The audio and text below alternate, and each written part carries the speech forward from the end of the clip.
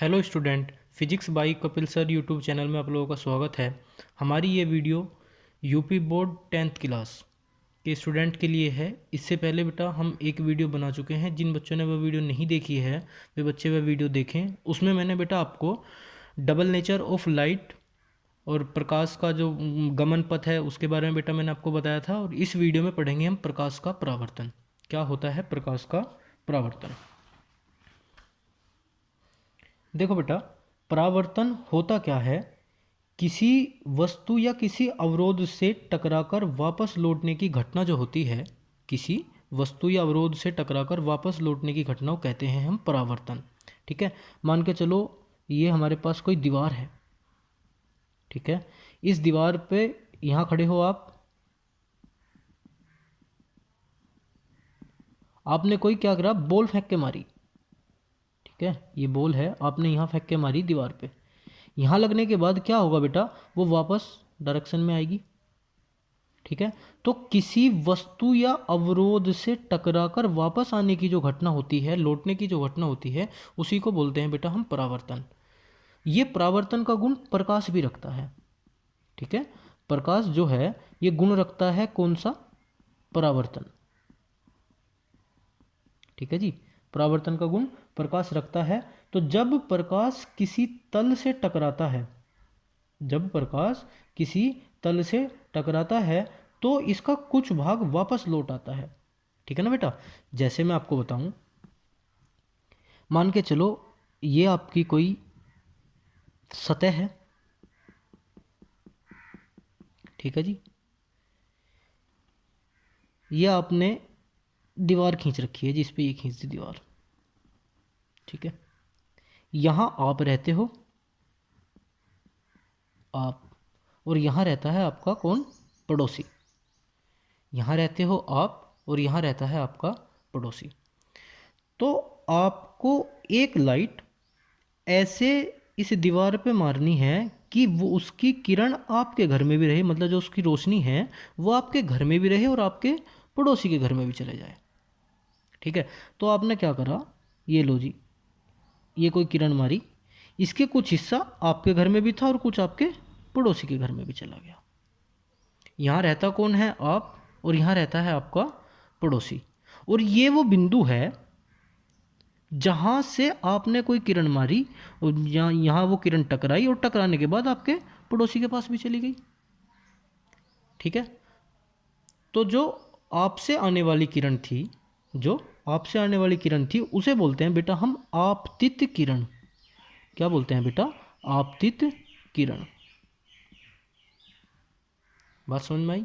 और जो आपके पड़ोसी के घर में जाने वाली किरण थी उसको बोलते हैं हम परावर्तित किरण। क्या बोलते हैं बेटा? परावर्तित किरण। और जो आपके और आपके पड़ोसी के घर में ये जो दीवार खिंची हुई है, इसी को बोलते हैं बेटा हम क्या? अभिलंब। क्या बोलते हैं? अभिलंब।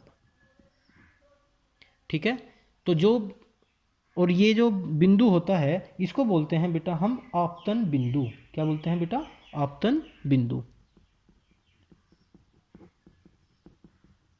क्या बोलते हैं? आपतन बिंदु। तो जो ये अभिलंब और आपतित किरण के बीच का जो कोण है इसे बोलते हैं बेटा क्या? आपतन कोण। क्या बोलते हैं? आपतन कोण। और जो अभिलंब और परावर्तित किरण के बीच का जो कोण है इसको बोलते हैं परावर्तन कोण। क्या बोलते हैं बेटा? परावर्तन कोण।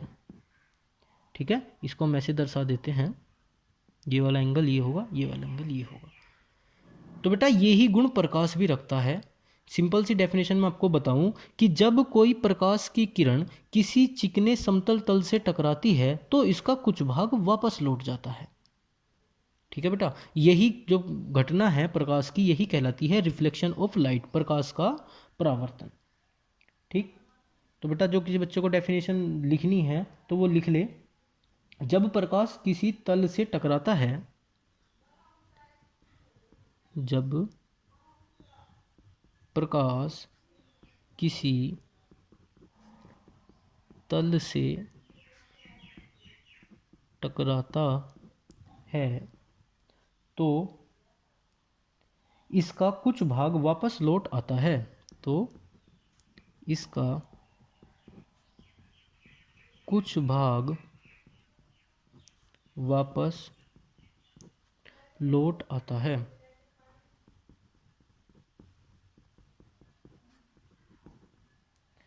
इसका कुछ भाग वापस लौट आता है, इसे ही प्रकाश का परावर्तन कहते हैं।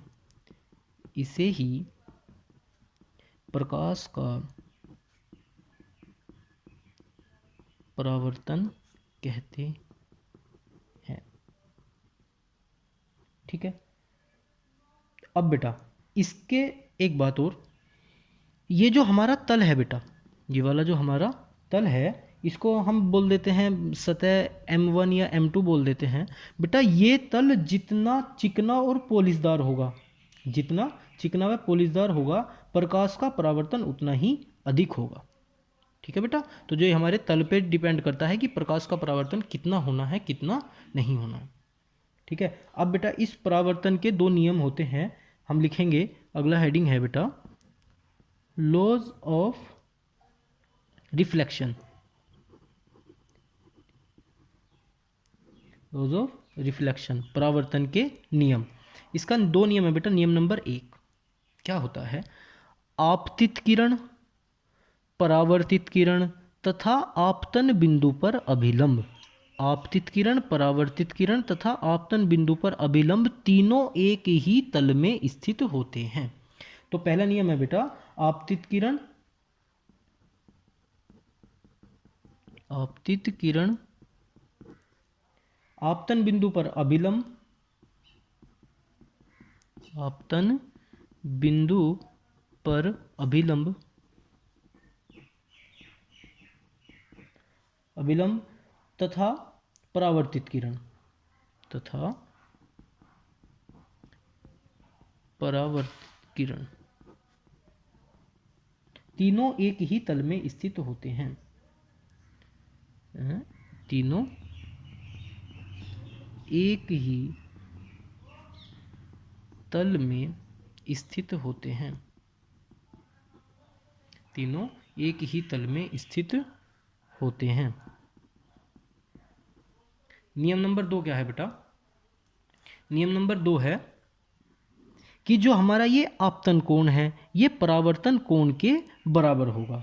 क्या बेटा, हमारा आपतन कोण जो है वो परावर्तन कोण के बराबर होगा। आपतन कोण बराबर परावर्तन कोण।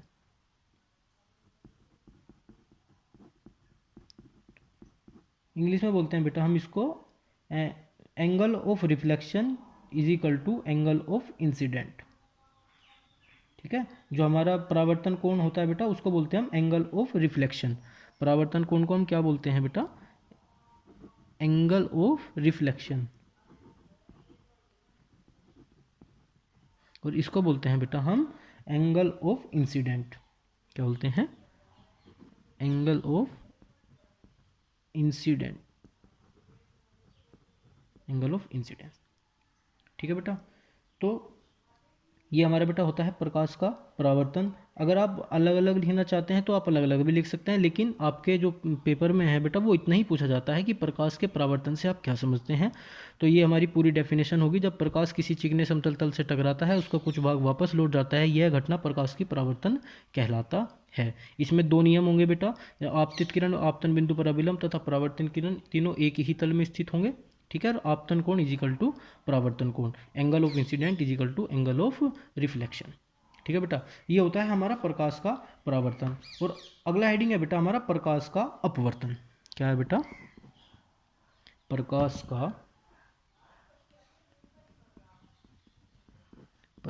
का अपवर्तन। ठीक है, ये है बेटा रिफ्रैक्शन ऑफ लाइट।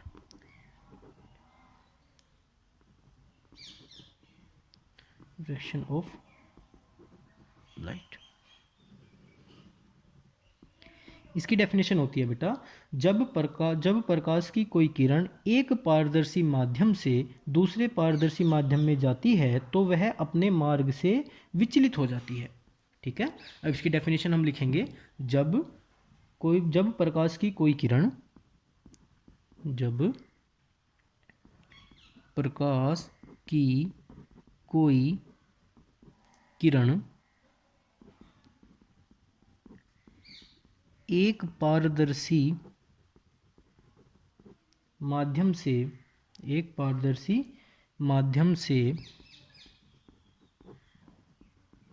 दूसरे पारदर्शी माध्यम में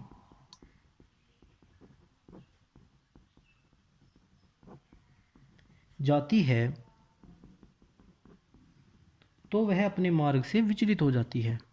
तो वह अपने मार्ग से विचलित हो जाती है। इसे ही प्रकाश का अपवर्तन कहते हैं।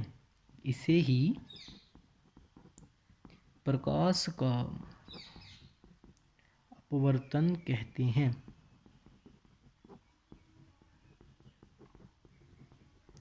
जैसे बेटा मतलब एक पारदर्शी माध्यम से दूसरे पारदर्शी माध्यम में। अब बेटा हम पहले ही वाला डायग्राम बनाएंगे। जैसे ये कोई सरफेस है, ठीक है जी, मतलब आपकी सतह है, और ये कोई लो जी दीवार खींच दी गई है, ठीक है। यहाँ ये तो हो गया मीडियम फर्स्ट, माध्यम पहला, और ये होगा बेटा माध्यम दूसरा। ये मीडियम फर्स्ट, ये मीडियम सेकंड। अब क्या है बेटा, ये वाला पोर्शन और ये वाला पोर्शन, इसमें तो रहते हो आप। कौन रहते हो बेटा, इसमें तो रहते हो आप, ठीक है जी। यहाँ भी आप ही रहते हो। लो जी, मतलब ये वाला पोर्शन आपके पास है और ये वाला पोर्शन आपके पास है, और ये पोर्शन आपके पड़ोसी के पास है। बात समझ में आई? तो समझने का बिल्कुल आसान तरीका, भाई आपको कोई चीज़ आप जो लोगे वो अपने घर से ही तो लोगे। ऐसे तो है नहीं कि आप अपने पड़ोसी के घर से उठा के लेके आओगे। आपने क्या करा कि कोई भी किरण आई, डेफिनेशन के हिसाब से जब एक माध्यम से दूसरे माध्यम में जाती है, एक माध्यम से दूसरे माध्यम में जाती है, तो वह अपने मार्ग से विचलित हो जाती है। बेटा जिस लाइन से वो जा रही है वो उसी लाइन में ना जाकर थोड़ी सी विचलित हो जाती है बेटा उस मार्ग से, ठीक है। तो उस मार्ग से हो जाती है बेटा वो विचलित। तो ये वाली किरण और ये वाली किरण, ठीक है, ये तो ये वाली जो किरण होती है बेटा इसको बोलते हैं हम आपतित किरण। क्या बोलते हैं? आपतित किरण, ठीक है। और ये वाली जो दूसरी किरण होती है बेटा उसको हम बोलते हैं अपवर्तित किरण। क्या बोलते हैं? अपवर्तित किरण। तो ये हमारा जो एंगल होता है ये, इसको बोलते हैं हम आई। आपतित जो कोण होता है, आपतन कोण होता है, इसको बोलते हैं। और ये होता है बेटा हमारा परावर्तन कोण, ठीक है, इसको हम बोलते हैं आर, ठीक। और ये हमारा काम करता है किसका? अभिलंब का। किसका काम करता है बेटा? अभिलंब का। तो यही हमारी डेफिनेशन लिखी हुई है कि जब प्रकाश की किरण एक माध्यम से, एक पारदर्शी माध्यम से दूसरे पारदर्शी माध्यम में जाती है तो वह अपने मार्ग से विचलित हो जाती है। इसे ही कहते हैं हम बेटा प्रकाश का अपवर्तन, ठीक है। इसकी एक डेफिनेशन और है कि जब प्रकाश की कोई किरण होती है बेटा वो एक विरल माध्यम से एक सघन माध्यम में जाए, ठीक है। जो डेफिनेशन मैं लिख देता हूँ इसकी, जब प्रकाश की किरण एक विरल माध्यम से सघन माध्यम में प्रवेश करती है, जब प्रकाश की किरण विरल माध्यम से, विरल माध्यम को बोलते हैं बेटा रेयर मीडियम। क्या बोलते हैं? Rare medium, RARER, rare medium. जब एक रेयर मीडियम से, एक विरल माध्यम से सघन माध्यम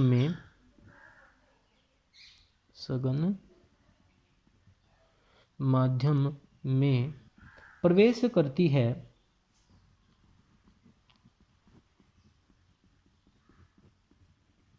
तो उसकी गति कम हो जाती है या अपने मार्ग से विचलित हो जाती है। तो उसकी गति कम हो जाती है। कम हो जाती है, या हम बेटा एक बात और कह सकते हैं, गति कम हो जाती है या दूसरे माध्यम में, जैसे हमारा ये डायग्राम था ना बेटा, ये डायग्राम, तो इस माध्यम से इस माध्यम में प्रवेश करेगी तो गति कम हो जाएगी, लेकिन जो दूसरे माध्यम में होता है बेटा अभिलंब, ये वाला जो अभिलंब होता है इस अभिलंब की ओर झुक जाती है, इस अभिलंब की ओर झुक जाती है। ठीक है, तो हम ये भी बोल सकते हैं कि जब प्रकाश की एक किरण एक विरल माध्यम से सघन माध्यम में प्रवेश करती है तो उसकी गति कम हो जाती है या दूसरे माध्यम में बने अभिलंब की ओर झुक जाती है। ठीक है बेटा, हम ये भी लिख सकते हैं कि दूसरे माध्यम में बने अभिलंब की ओर झुक जाती है। ठीक है, अब जैसे बेटा ये तो हो गया हमारा विरल माध्यम, ये हो गया हमारा सघन माध्यम। ठीक है, तो जब प्रकाश की किरण विरल माध्यम से सघन माध्यम में प्रवेश करेगी तो उसकी गति कैसी हो जाती है बेटा, कम। लेकिन अगर वही किरण एक सघन माध्यम से विरल माध्यम में प्रवेश करेगी तो बेटा उसकी जो गति है बेटा वो गति बढ़ जाती है, गति हो जाती है, बढ़ जाती है। ठीक है बेटा, तो आपको एक कंडीशन बताइए, अगर एक कंडीशन और समझो कि ये हमारी कोई सतह है, ये हमारा कोई अभिलंब है। ठीक है, अगर कोई प्रकाश की किरण इस माध्यम एक, जिसको हम बोलते हैं विरल माध्यम, और ये माध्यम दो जिसको हम बोलते हैं सघन माध्यम, तो बेटा पहली कंडीशन थी कि जब कोई प्रकाश की किरण विलंब से सघन माध्यम में प्रवेश करेगी तो गति कम हो जाएगी और सघन से विरल में जाएगी तो गति बढ़ जाएगी। लेकिन अगर कोई किरण इस खींचे गए अभिलंब के समांतर, इस खींचे गए अभिलंब के समांतर पहले माध्यम से विरल माध्यम से सघन माध्यम में प्रवेश करेगी तो बेटा उसकी गति में कोई भी परिवर्तन नहीं होगा। ठीक है, मतलब उसकी क्या नाम है वो, जब कोई किरण विरल माध्यम और सघन माध्यम में जो खींचा गया अभिलंब है बेटा उसके समांतर प्रवेश करेगी, उसके समांतर प्रवेश करेगी तो उसकी दिशा में कोई परिवर्तन नहीं होगा, उसकी दिशा जो उसकी डायरेक्शन है उसकी डायरेक्शन में कोई भी परिवर्तन नहीं होगा, जो परिवर्तन होगा सिर्फ गति में परिवर्तन होगा। ठीक है, जैसे इसमें आ रही थी ये किरण, ठीक है बेटा, तो ये क्या कर रही, अभिलंब की ओर हल्की सी झुक जा रही थी। ठीक है, अभिलंब की ओर झुक रही थी, लेकिन जब ये किरण विरल से माध्यम से सघन माध्यम में जो बना अभिलंब है उसके समांतर प्रवेश करेगी, उसके समांतर प्रवेश करेगी तो इसकी दिशा में कोई परिवर्तन नहीं होगा, कोई परिवर्तन नहीं होगा। परिवर्तन कहाँ होगा बेटा, परिवर्तन होगा बस इसकी गति में। तो बेटा जैसे इसके समांतर प्रवेश करेगी तो गति तो कम होगी लेकिन उसकी दिशा में कोई परिवर्तन नहीं होगा, सीधी आ रही है तो वो सीधे ही समांतर आती रहेगी। ठीक है बेटा, तो आज की वीडियो में बेटा इतना ही। हमने आज की वीडियो में पढ़ा है प्रकाश का परावर्तन और प्रकाश का अपवर्तन, बाकी जो इसके टॉपिक बच जाते हैं वो करेंगे हम आगे वीडियो में। ठीक है, थैंक यू।